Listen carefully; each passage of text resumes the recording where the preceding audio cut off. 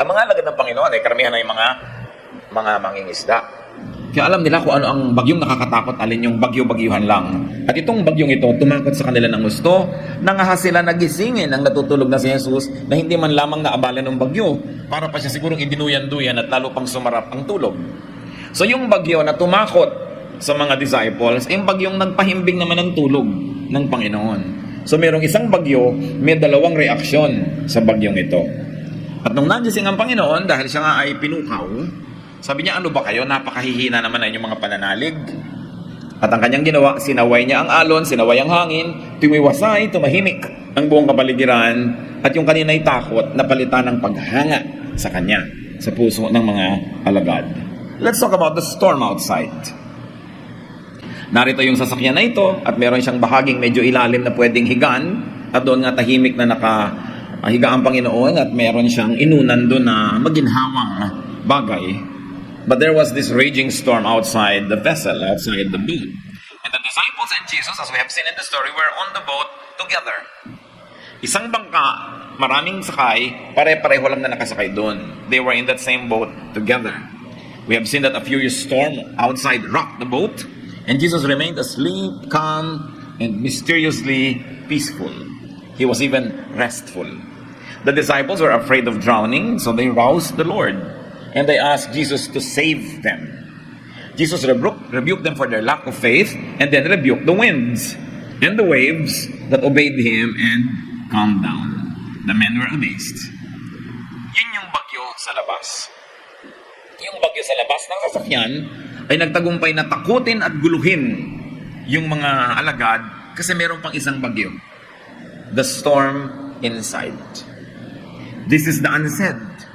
That which you can see only between the lines. The storm outside was common to Jesus and the disciples. Pareho lang naman silang nasa bangka, pareho lang silang nakakalog, pareho lang silang inuuga ng bagyo, pero magkaiba ng reaksyon. Why did Jesus react differently to the storm that was happening and raging outside the vessel? And why did the storm have different effects on Jesus and the disciples? The storm outside did not bother Jesus because he had no storm inside him. Payapa yung kanyang loob, tahimik, tiwalang-tiwala sa Diyos Ama sa langit, walang atraso sa kapwa, walang baggage, walang guilt, walang galit, walang jealousy, walang bagyo sa loob na pwedeng kapitan ng bagyo sa labas. He was calm and peaceful inside him. Alam natin yan na kung minsan maraming nakawan na nangyayari sa isang kumpanya, pag nagkaroon ng investigasyon, meron palang insiders complicity. Meron palang tagaloob na nagbukas ng pinto kaya nakapasok yung magnanakaw. Meron palang tagaloob na nagbigay ng mga sikreto kung paano nanakawan itong isang bahay, isang kumpanya. May kakampi sa loob yung nasa labas kaya nagtatagumpay pumasok. Ngayon, yung bagyo, kung iisipin natin na isang uri ng magnanakaw o isang kriminal, may kakampi sa loob sa puso ng mga disciples. Kaya nakaya silang pasukin. The storm outside scared the disciples because they had spiritual storms inside them, as we can see in every other story that we read or hear about in the New Testament. These men, though they were with the Lord already, had a lot of trouble inside of them. Kaya may landing point, merong foothold ang bagyo. Ecclesiastes 11:10, banish anxiety from your heart and cast off the troubles of your body. Yan ang laging paulit-ulit na itinuturo sa Old Testament man o sa New, na paalisin mo, itaboy mo, tanggalin mo ang mga alalahanin, mga bagabag, mga gulo ng iyong kalooban at isip. Alisin mo yan sa iyong katawan, alisin mo yan sa iyong isip. Kasi nagmimistulang mga bukas yan na pinto na nag-iimbita pa ng iba pa mga gulo para pumasok din. Spiritual and emotional storms whistle around. They rock the boat of our lives. They threaten even the believer. Sa atin man ngayon, kahit ka Bible-believing, Christ-centered, evangelical Christian, marami pa rin bagyo. Maraming bagyo sa labas. Bagyo na financial. Sometimes bagyo na physical, health. Bagyo na mga pagsubok na mga competition. Bagyo na iniwan ka ng mahal mo sa buhay o ayaw sa'yo ng gusto mo. Maraming bagyo. At yung mga bagyo na yan sa labas, nagiging makapangyarihan sa panggugulo sa atin kung merong kakampi sa ating puso. Sa loob. This could be fears relevant to survival and well-being. This could be fears of loss or hunger, or poverty, sickness, danger, or even death. Sometimes they are fear of aloneness or sadness and emptiness. These are storms that can be outside, but also storms that can be inside. Anong mga laman ng puso natin sa sandaling ito? Anong mga bagyo ang nandun, nagpupuyos, swirling, shaking us, jolting us? These are storms inside, in the mind, in the heart. Storms and fears inside open the door for storms outside to come in and terrorize a person. Pag maraming baggage sa loob, maraming iniisip, maraming alalahanin, madali ring magulo. Nagugulo nung labas. Napapansin nyo ba na pagka kayo pagod, mas madali kayong magalit? Kasi may bagyo ka na sa katawan mo, kaya madali ka nang maapektuhan ng may maingay lang na anak mo, nainis ka na, pero kung ikaw naman ay mahaba ang tulog at masarap ang pakiramdam, kahit anong ingay ang gawin, di ka naiinis. Kasi may bagyo ka na sa loob, madali kang bagyuhin sa labas at naapektuhan ka rin. Kung sobra kang gusto magpa-impress sa bisita, konting mali lang ng hain ng mga naghain, kung may katulong ka, nung katulong, galit ka agad. Pero kung hindi ka naman obsessed sa magpa-impress, hindi ka magagalitin agad. Kasi meron kang agenda kung minsan na gustong-gusto mong maabot. Pag hindi mo naabot, you get upset. Kaya may mga tao na mas relax kaysa sa iba. Halimbawa, ang magkapatid na si Mary at si Martha. Dumating ang Panginoong Hesus sa kanilang bahay para magturo. Ang inatupag nitong si Mary, makiupo sa kalalakihan para marinig yung turuan. At si Martha naman became very busy with the kitchen. Hindi masama, dahil siyempre sino naman papakain, sino maghahain. Pero meron siguro pa siyang ibang iniisip, yung sobrang gandang hain, sobrang ayos na pagkain. You know, sometimes you are a perfect host, not because you love to please, but probably because you love to impress. Magkaiba yun. So what is in your mind? If you like to impress, you get upset easily if the impression is not being made. Kaya nung gulong-gulo si Martha at sinabi pa niya kay Lord, yung babae nga na yan na Mary, papuntahin mo Lord sa kitchen at matulong-tulungan ako, maraming gagawin. Hindi naman siya pinakinggan ni Lord eh. Luke 10:40-41. But Martha was distracted by all the preparations that had to be made. Martha, Martha, the Lord answered, you are worried and upset about many things. Relax ka lang. You don't have to be a perfect host. We can have a very simple meal. What is important is to partake of the spiritual meal that your sister had chosen for herself. And that is the better choice. Sabi ni Lord, relax ka lang. Mary was one with Jesus, so she was serene, while Martha was not, so she was vexed. Ang goal ni Lord magturo, si Mary na upo para matuto. Yung goal ni Lord at goal niya pareho. Tahimik ang loob niya. Pero iba yung agenda ni Martha. Magkaiba sa agenda ni Lord. Ang naging dahilan, ang naging bunga nun, ligalig siya at gulong-gulo. The result was that she was worried and upset about what Jesus called needless things. Hindi naman totally, completely needless yon, but compared to the benefit of being still, quiet, and listening to the teaching, yung maging busy sa kusina became needless all of a sudden. This should not be. Dapat walang ganung gulo sa loob ng isip because Jesus and the believer are one. Because Jesus and the believer are on one boat together. Hindi dapat na natakot yung mga disciples. Bakit? Kasama ni Lord sila at kasama nila si Lord. Paano naman lulubog yung bangkang yun? Nandun si Jesus. They were in the same vessel. At kung maaalala natin that Jesus is with us, that Jesus is in us, hindi ka magpapadaya doon sa bulong ng mga hangin, ng mga bagyo na hindi mo kaya yan, nag-iisa ka. Dapat ka nang matakot, dapat ka nang nervyusin kasi iba na ang usapan, sobrang bagyo na yan. Sabi sa Galatians 3:28, you are all one in Christ Jesus. And if we can extend the application, we are all one with Christ Jesus. Kakampi natin siya. Kasama natin sa ating team. On the boat, Jesus was the other half of the fellowship. He was calm and restful. Meanwhile, the disciples were the other half of the fellowship and they were worried and troubled. The storm outside scared them. Dahil sila man mismo, meron na talagang baon-baon ng mga fears, worries, and cares. Kaya ang dali na nilang maapektuhan. Parang sakit, mga kapatid, na nakakahawa.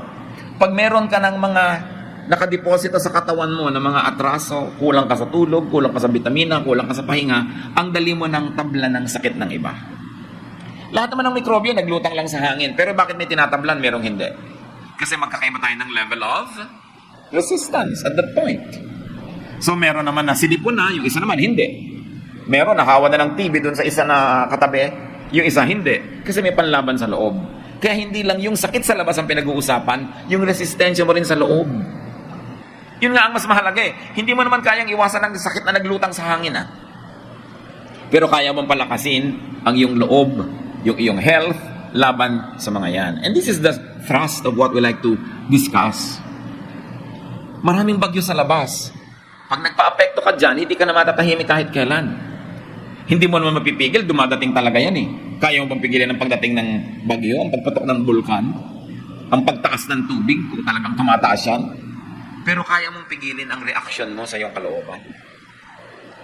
Sabi nga ni Martin Luther, you cannot stop birds from flying over your head, but you can stop them from nesting in your hair.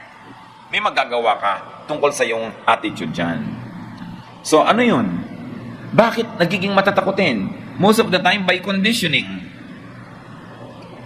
May dalawang bata, yung isa pwede siyang matulog sa kwartong patay ang ilaw, merong isang bata hindi pwede, natatakot. Siguro sinanay ng mga magulang yung pagbadilim, ay may mumuo ka dyan. Natakot tuloy sa dilim. Merong mga bata na matatakotin sa kung ano-ano, meron naman hindi. No? Merong makaamoy lang ng kandila, ang naiisip, multo. Meron naman pag nakaamoy, sabi niya, wow, spa. Ano ba talaga ang naaamoy mo sa kandila? Depende kung anong condition ang nangyari sa iyong utak. Ngayon, kung naka-condition sa iyo, pag may storm, delikado yan, matatakot ka talaga. Pero pag may ibang nakakondisyon na una doon sa iyong isip, magiging iba ang iyong pananaw. Madalas mga kapatid, hindi mahalaga kung ano yung nakikita. Ang mahalaga, paano mo tinitingnan? Paano mo ina-assess? Paano mo pinapahalagaan? Ngayon, yung mga believers, mga anak ng Diyos, wala nang ginawa kundi humingi ng kaligtasan, magpaligtas sa Diyos. Troubled believers always ask for help, salvation and rescue. Not knowing, not realizing, and not remembering that they are already saved. Lagi tayong Diyos ko, iligtas mo po kami. Ligtas na nga tayo eh. Kung ligtas na yung kaluluwa mo, yung espiritu mo forever, diligtas ka na rin sa buhay na ito sa mga ganyan. Nalilimutan lang natin. We forget who God is, we forget who we are, we forget our status, so we always begin from zero or negative. Jesus is already with us. Katulad ng mga disciples, ang naalala nila yung bagyo, nalimutan nila, nandun si Jesus sa bangka, kasama nila. So pag ang tinignan mo yung bagyo, masisiraan ka ng loob, matatakot ka. Pero kung maaalala mo, kasama mo si Lord, mabubuo ang yung loob, tatapang ka. At saka, siya na mismo ay nagpapakitang tulog. Liban na lang siya ay batugan, na hindi naman. Liban na lang siya ignorante, na hindi naman. Alam niya yung nangyayari. Ba't niya kayang matulog? So kung kayang tulugan ni Lord yung bagyo, edi dapat tumabi ka na lang doon, makitulog ka na rin. Dahil siya nga itong Panginoon, hindi naman ikaw. Pero nalilimutan natin yung kahulugan na kasama natin siya. Kaya kumisan, Lord, samahan mo po ako. Ano ba? Kailan ba kita iniwan? Diba? Lagi akong nandito, parang mali yung prayer. Nasasayang ang prayer mo. That the Lord is on the same boat as God. Pag nandun ang Panginoon, paano mo hihilahin sa pagkalubog si Jesus? Imposible. Hihilahin ka niya sa paglutang. Hindi mo siya pwedeng idamay doon. Nakiisa na sa iyo ang Espiritu ng Diyos, nakiisa na si Jesus, paano mo pa siya ipapahamak? So makinig ka lang sa Kanya, dadaling ka niya sa ginhawa, sa kaligtasan. So Jesus rebuked the men for their little faith. And then He rebuked the storm. Nauna pa yung tao na ni-rebuke. Kasi siya talaga yung problema, hindi naman yung bagyo eh. Dapat naman talagang bumagyo. Kung minsan, nagiging personal lang sa atin.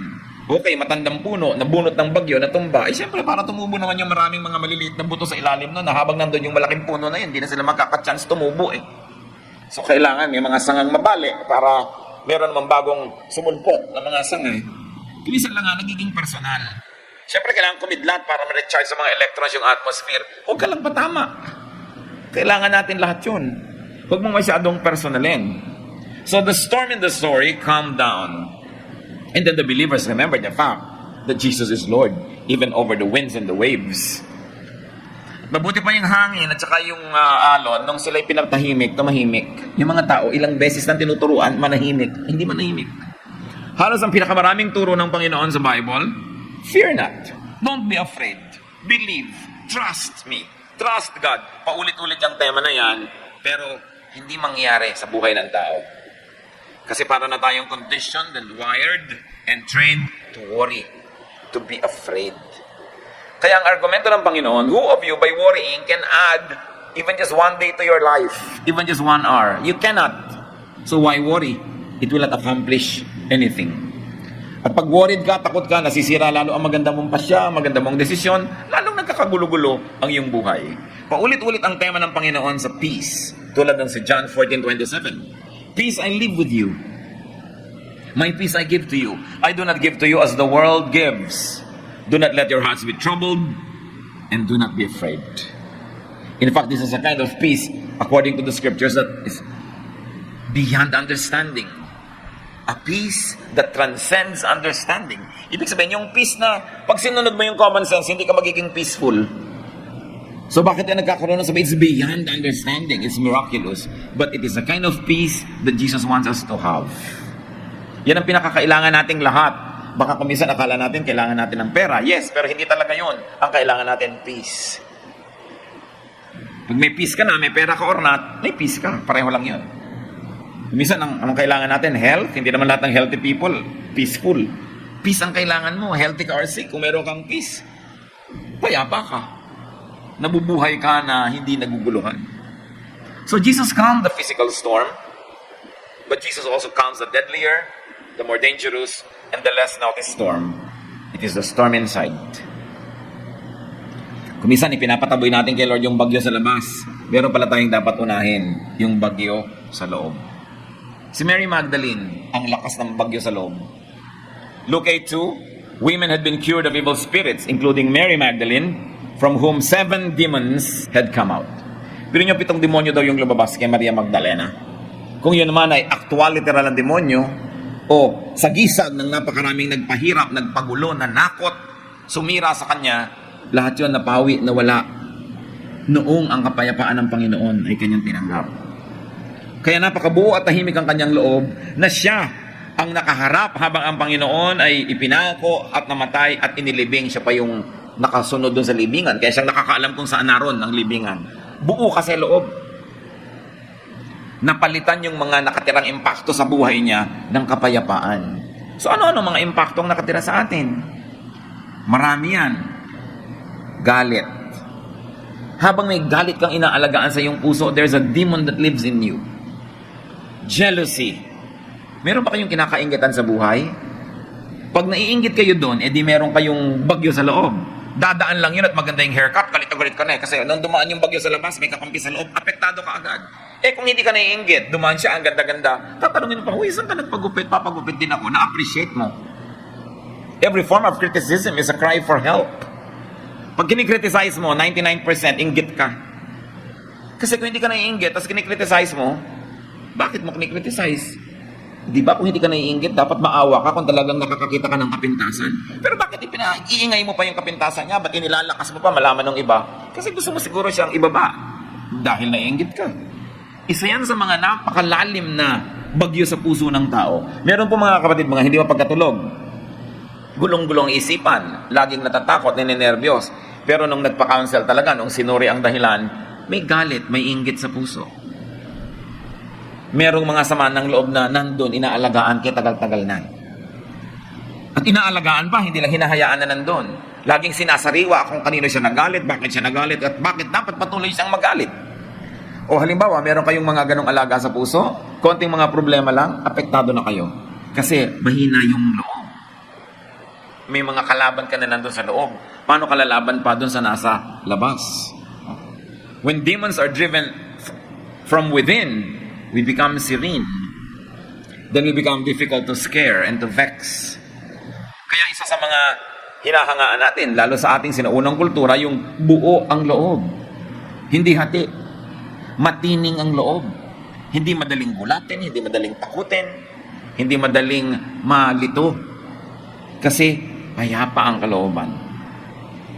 At isa yan kumisan sa dapat na tinitingnan mo sa tao. Yung mga in love at gusto na magpakasal, tinitingnan nyo ba kung yung talagang gusto nyo maging partner, buo ang loob. Tahimik ang kalooban. O ang dali-dali niyang maligalig, ang liit-liit na bagay, galit. E paano pa kung malaking bagay, galit na siya? Ngayon, hindi lang dapat iwasan ng ganito mga tao. Dapat talaga sila ipanalangin, turuan, tulungan, akayin. Pero bago yon, tayo muna. Baka tayo yon. Sa Mark 5:15, when they came to Jesus, they saw the man who had been possessed by the legion of demons sitting there, dressed and in his right mind. Itong taong to, 2,000 demonyo ang tumira sa kanya.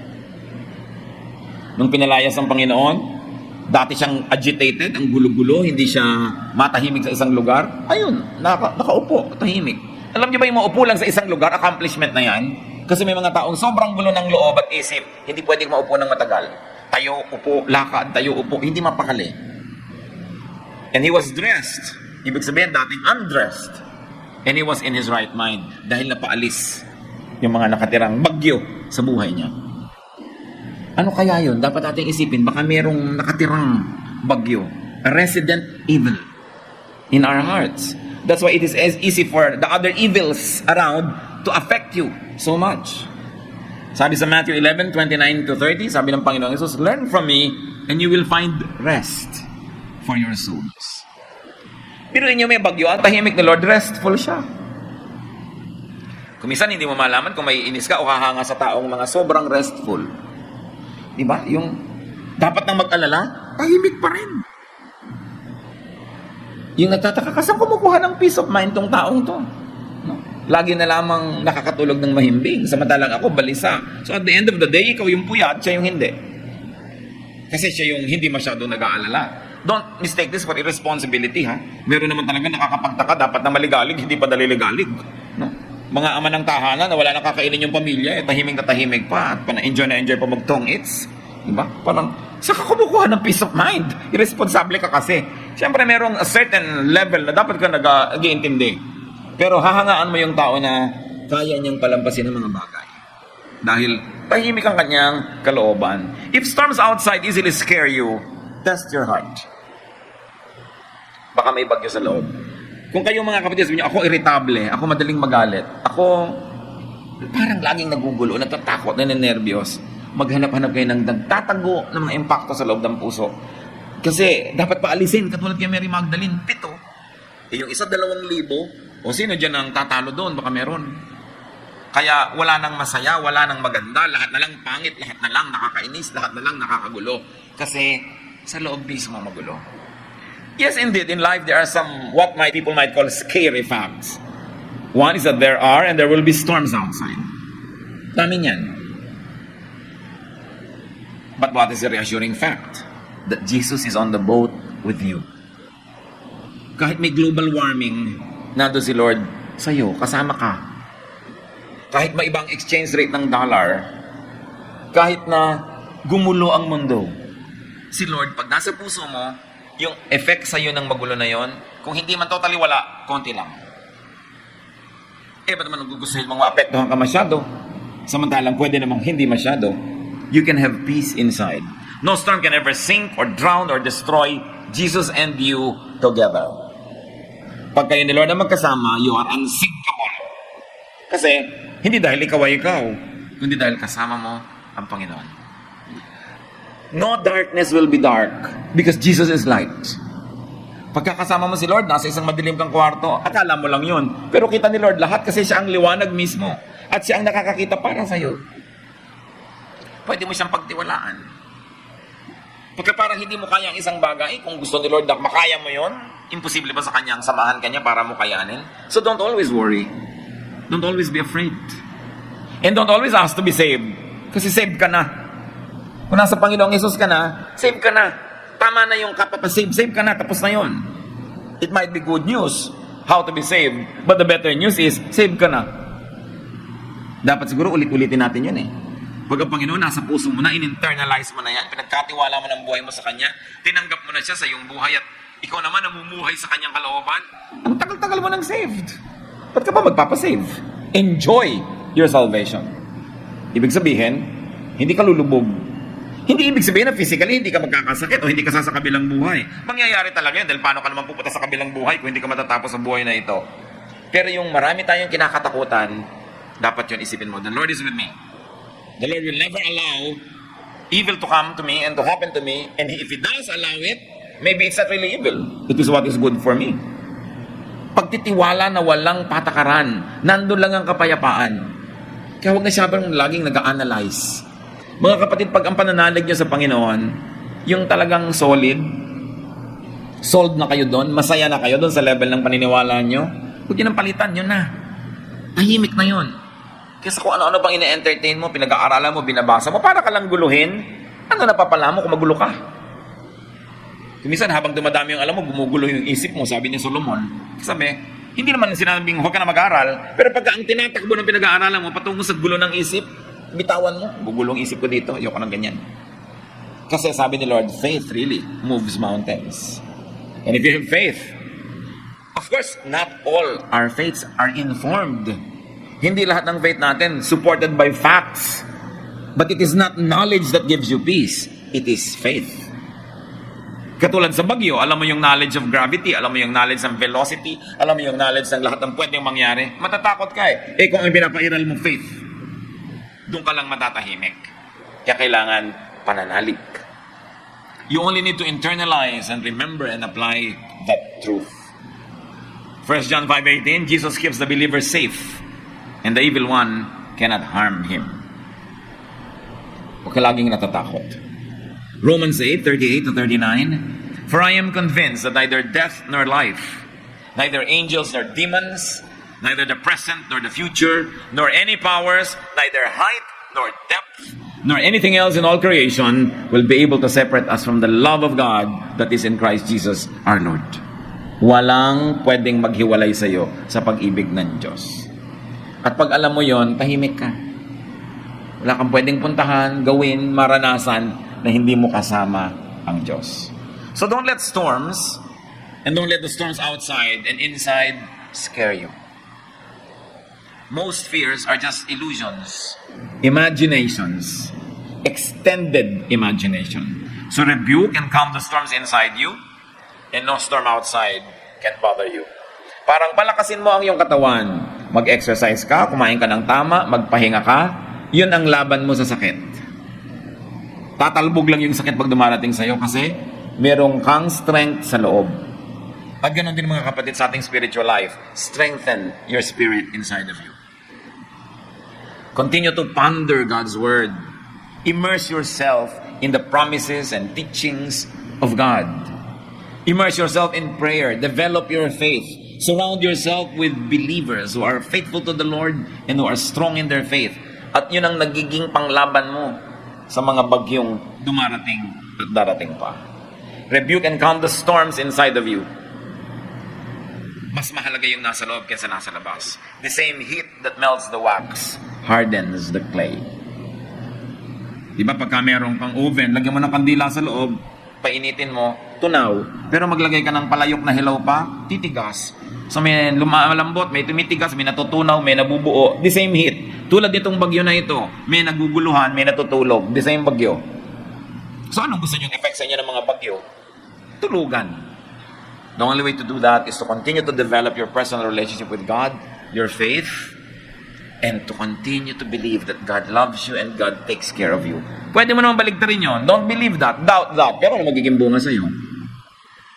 Meron mga nagtatanong pa nga Pastor, kung isang po para may mga verses na sabi nung isa A, tapos sabi ng isang verse B. Ano po ba yun? Mali ba yung isa? Yung isa tama? Sabi natin na, well, kung nandiyan pareho yan, di parehong tama yan. Baka nagbumuka lang magkaiba kasi hindi mo kayang pagdugtungin sa isip mo dahil sa scholarship mo, kaya mukha tuloy magkaiba. Ngayon, ipagpalagay na, halimbawa magkaiba talaga, di parehong tama yan. Dahil parehong nandyan yan saan po ako lalagay?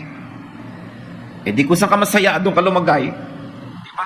Bukas ang katahimik. Katulad ng may mga verses sa Bible na ang baptism dapat lubog. Meron naman ay pwedeng wisik, pwedeng buhos. Saan po ako? Di ko sa kamasaya. Ayaw mo mabasa ng gusto, doon ka sa wisik. May hinahawakan ka, ba't mo ginugulong sarili mo? Pag meron kayong choice ng application, mga kapatid, saan ka ba masaya? Meron pa nagtatanong, Pastor, totoo po ba yung tithing tapos na Old Testament lang o New? Pareho namang may verses na magsusupport yan saan po ako? Di ko kasi ka masaya. Di ba? Isipin mo, ano bang magpapasaya sa damdamin ko, sa kalooban ko? Kasi alam ko naman yung konsyensya ko, baka naman lahat kayo sumaya doon sa wala na, no? Di ba? Isipin mo rin, tama ba tong kasiyahan ko? Is this a selfish kasiyahan? Or is this a kasiyahan because I know that what I'm doing is correct? So, huwag niyong ginugulo ang sarili niyo kumisan. Yun pa, Pastor, ilang po ba talaga pinakain? 5,000 o 4,000? Ano problema mo kung 4,000 o 5,000 nyo? Basta marami. Hindi? Tahimik ka. Bakit mo laging ginugulo? Diba? Pastor, pwede po ba akong mag-thanks or not? O kung ina-allow that ina-encourage sa iyong congregation, meron naman talaga mga verses na nag-encourage, di mag-thanks ka. Pero kung nakakagulo ka sa iba, manahimik ka, mag-thanks ka sa isang sulok. Dahil kailangan ka pa bang may audience para ka mag-ganon? So, dapat, pagka matagal na tayo sa Panginoon, mga kapatid, hindi na puro basic questions. Hanapan mo na kung saan ka maginhawa. Humanap ka ng lugar kung sa katahimik, payapa at masaya. Hindi doon ka mag-operate, lalo at covered ka ng verse. Huwag mo na problemahin yung kabila. Dahil doon sila masaya eh. Kaya may mga silent night Christians, may mga joy to the world Christians. May mga kantahan na ang haba-haba-haba, 2 oras na, hindi pa tapos. Kung doon ka masaya, dito ka umattend.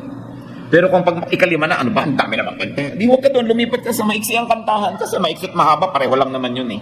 So, saan ka masaya? Saan ka tahimik? Saan ka payapa? Huwag mong guluhin ang buhay mo. Pwede po ba akong kumain ng dinugan? Diba? May nagsasabi naman talagang huwag. Sabi naman ni Lord, kahit anong kainin mo, obra. Meron nagsasabing huwag may dugo. Saan ka ngayon masaya? Kasi kamisan kinikitira natin masyado to play it safe. Remember that the Lord sets us free. Kailan kaya natin ma-appreciate yung kabaitan ni Jesus na sabi niya, I came that you may have life and have it to the full. That when the Son sets you free, you are free indeed.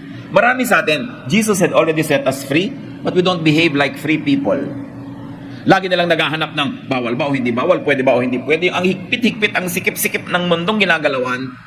Kaya nga namatay si Jesus para akuin na yung lahat ng kulang natin. Tanggapin nyo na hindi kayo magiging perfect kahit kailan. Hindi magiging perfect yung kapatiran. Kaya nga, pinerfect na ng grace ni Lord. Yun na lang ang paglalagyan natin ng ating pansin.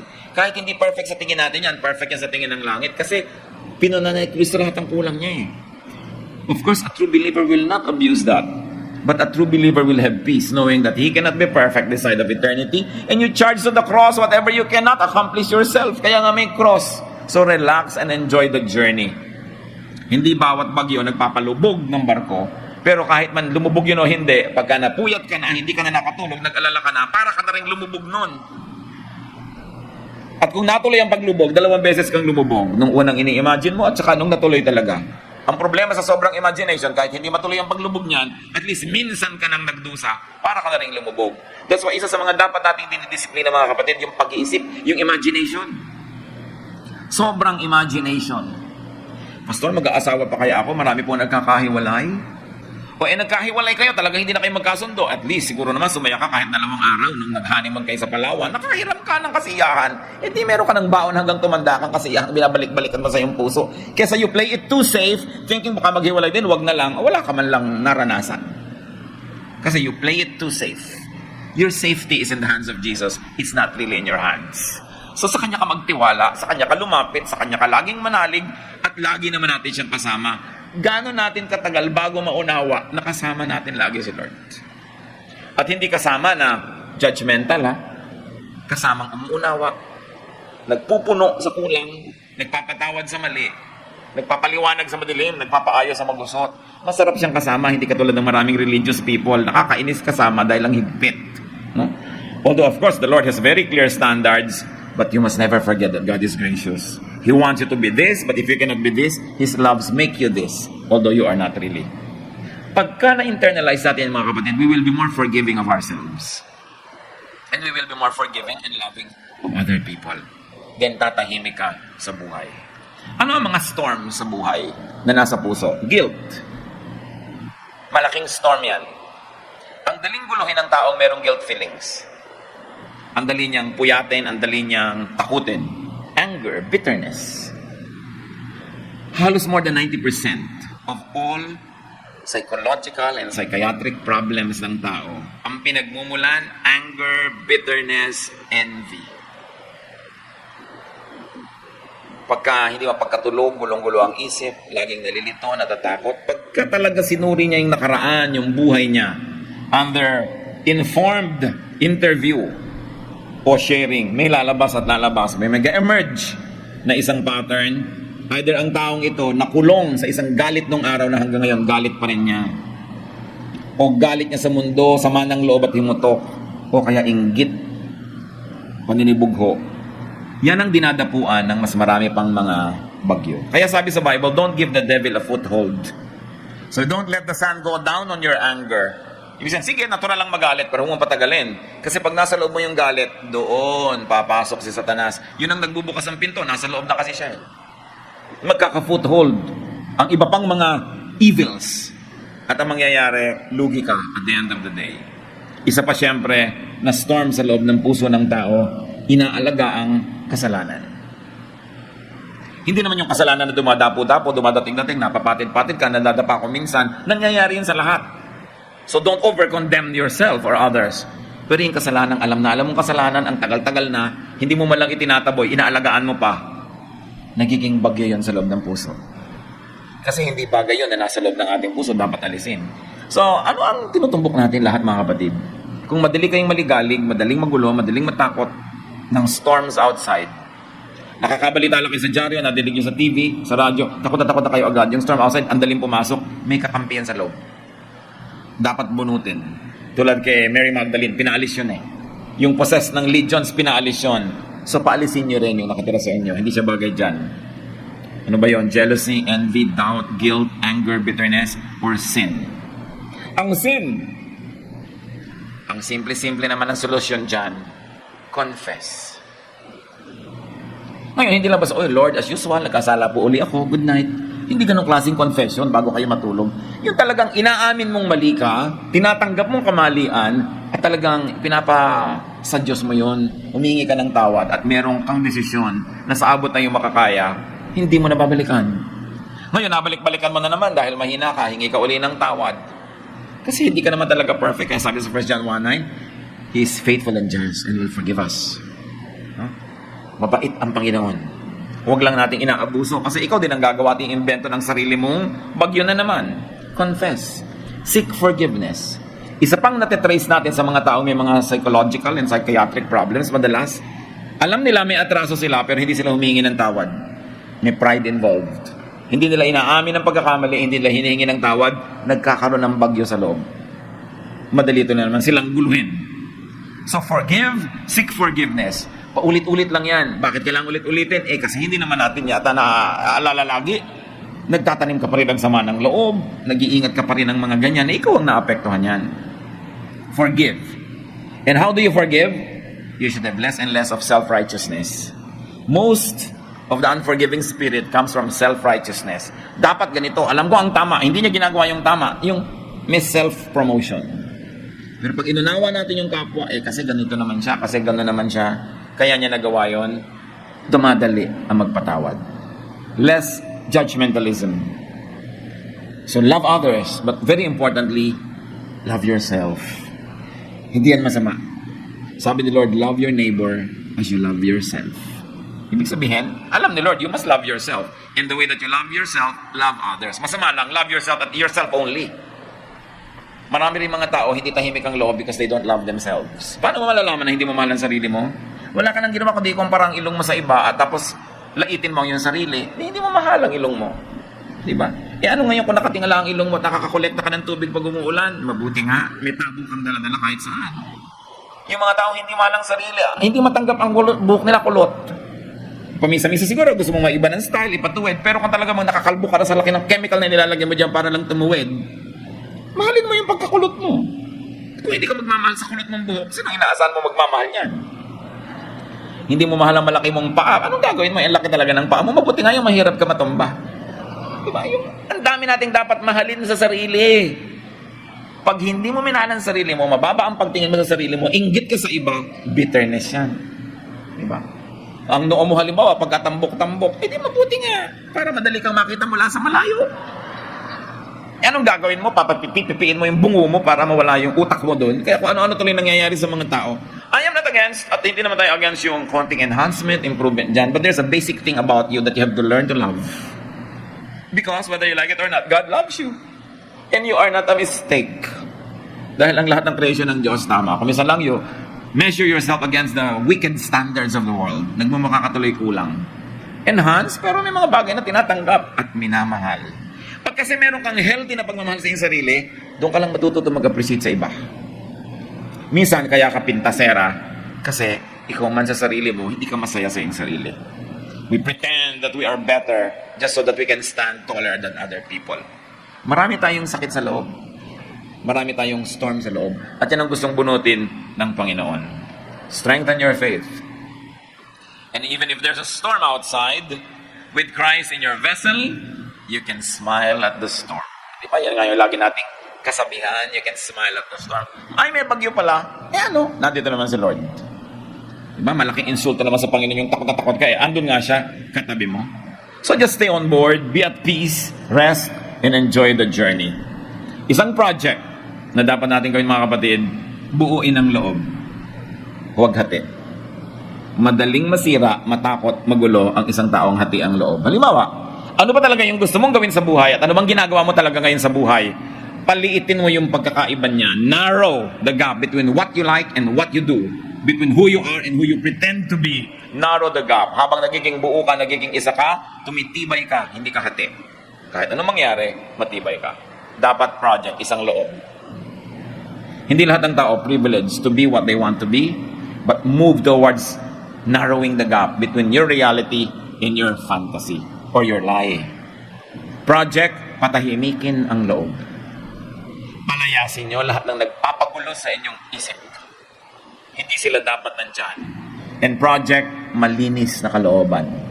Ano man ang tinatanggihan ng inyong budhi, bakit nyo pinipilit ang sarili nyong tanggapin? Whatever your conscience rejects, do not entertain. Reject. So that you and your conscience will be one. Because there's no one more lost or more weak than a person who does not agree with his own conscience. Than a person who is judged by his own conscience. Kaya kailangan magkaisa yon. Ang bunga ng ito, pagbuo ang loob, isang loob, tahimik ang loob, malinis ang kalooban, serenity in spite of the storms. Remember, peace is not the absence of storms. It is the presence of Jesus in your heart. It is the presence of God in your vessel. Panginoon namin Diyos, salamat sapagkat kayo'y nasa amin na. At kung wala man ngayon ay isang imbitasyon, Panginoon, na sincere, nakikiisa kayo, pumapasok kayo sa aming puso, nakikiisa kayo sa aming espiritu. Turuan niyo kami, Panginoon, na kilalanin ko anong pampagulo sa buhay namin. Ano yung mga storm sa loob na dapat palayasin para tumahimik kami at kahit may storm sa labas, payapa pa rin kami. Panginoon, turuan mo kami na maging malinaw ang pag-iisip. Bunutin namin, Lord, yung mga nagpapagulo sa buhay namin. Tanggapin namin ang iyong kapayapaan and let us enjoy the travel and the journey in spite of the storms. Magbulay-bulay tayo mga kapatid. Bago kayo tumayo, bago tayo lumisan sa lugar na ito, identify the needless storms that you harbor inside your heart and leave them here at the feet of Jesus. Isuko natin, paalisin, tumanggap tayo ng isang brand new attitude. Kung maganda na dating attitude natin, we're still not perfect. We can still improve. So improve. At nang sa ganon, we can grow from glory to glory and we can enjoy God more. In silence, speak with God and let God speak to you.